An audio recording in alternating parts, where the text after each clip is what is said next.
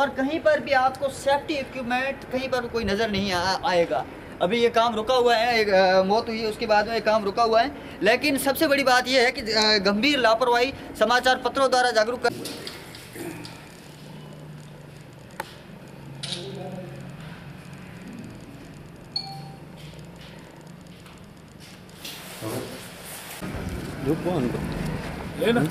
मारे जाओ विजिल कर लो।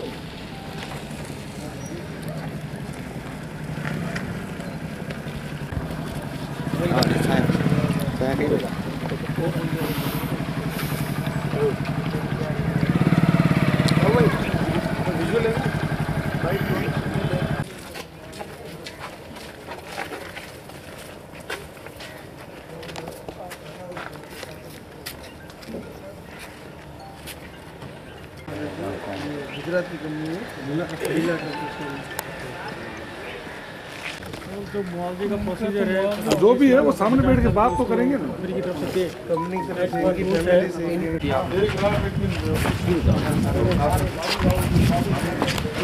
को अधिकारी प्रशासनिक पूरा प्रेशर लगा कंपनी सामने आकर देख लेते हैं, मामला सुलझा है। 2 दिन तक हमें कोई नहीं। मैं आदिल खान हूँ और हम तमाम मुस्लिम समुदाय के लोग यहाँ इकट्ठे हुए हैं और ख़ासकर जो चांदे खान रहमान खान के साथ जो घटना घटित हुई है वो बहुत ही निंदनीय है। और ख़ासकर जो कंपनियों को वर्क तो अलॉटमेंट कर दिया लेकिन सेफ्टी के बारे में लोगों को नॉलेज नहीं दिया। जिस जगह ये गिरा है बंदा वहाँ इन्होंने 2 दिन पहले भी कंपनी के अहदेदारों को बताया था कि हमें सेफ्टी के टूल किट उपलब्ध कराए जाएँ, लेकिन उन्होंने दिए नहीं और आखिरकार ये बंदा उसका शिकार हुआ। तो मैं प्रशासन से, राज्य सरकार से ये बात मांग करूंगा कि इस बंदे को एक तो मुआवजा दिया जाए, क्योंकि ये सेफ्टी के जो मानक थे वो कंपनी ने पूरे नहीं किए, और कंपनी के खिलाफ सख्त एक्शन लिया जाए कि उन्होंने जब ये अप्रूवल लेते हैं, वर्क ऑर्डर लेते हैं, तो ये शर्तें तय करते हैं कि हम इनको पूरा करेंगे, सेफ्टी के सारे जो मायने हैं हम पूरे करेंगे, लेकिन इन्होंने किया नहीं और आखिर हमारा एक बंदा चला गया। और साथ में सरकार से मांग करेंगे कि 25 से 50 लाख जो भी मुआवजा हो अधिकतम वो उस बंदे को मिले, और उसमें इसी परिवार जो परिवार पूरा आज कम से कम दुख में है उसके परिवार के किसी बंदे को नौकरी लगाई जाए, ताकि कम से कम हम उस परिवार को सांत्वना दे सकें।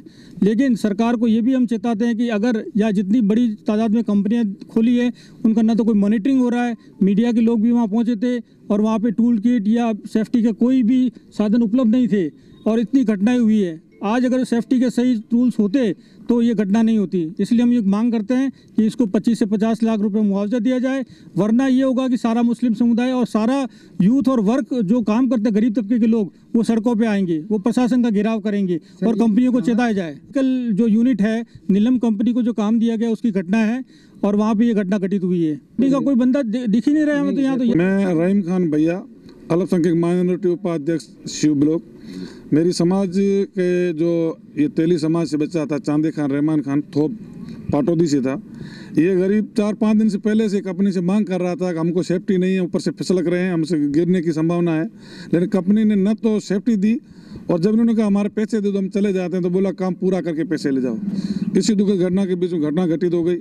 हमारी उच्च अधिकारियों से यही मांग है कि जो कंपनी जिसकी ये वर्क ऑर्डर था, जो काम था, उस कंपनी के खिलाफ सख्त से सख्त एक्शन लिया जाए और उसको हाल प्रेजेंट इस मौके पे आके और हमारे जो चांदे खान जो गुजर गए हैं उनके घर वालों को मुआवजा 25 से 50 लाख तक, क्योंकि वो बेचारा अभी 25 से 27 साल का था, उसका मुआवजा और उसके घर में एक आजीविका के लिए किसी बंदे को कंपनी से नौकरी, और इस कंपनी के खिलाफ सख्त से सख्त कार्रवाई की जाए, इसका टेंडर निश्चित किया जाए और इनको हर मापदंड जो सेफ्टी के होते हैं उसके अंतर्गत इनके खिलाफ कार्रवाई की जानी चाहिए। तो कोई कंपनी के अधिकारियों से या फिर हमने बहुत कोशिश की है, वो जयपुर बैठे हैं, वो कहते हैं जो मरते हैं उसका हम क्या करें, जो मरते हैं जाओ, हमारी कंपनी का क्या, हम पगार देते थे, हम तनख्वाह देते थे, हम पगार तो देते थे लेकिन सेफ्टी की जवाबदारी तो कंपनी की रहती है।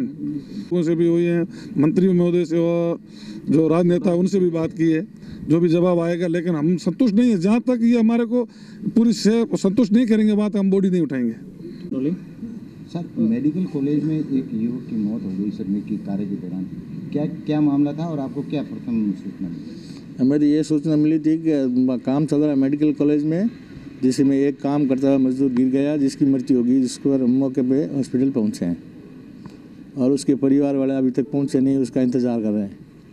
जैसी वो रिपोर्ट देंगे वैसी कार्रवाई अमल में लाएंगे हम। तो सब कहाँ है सर? सब मोर्चरी रूम में।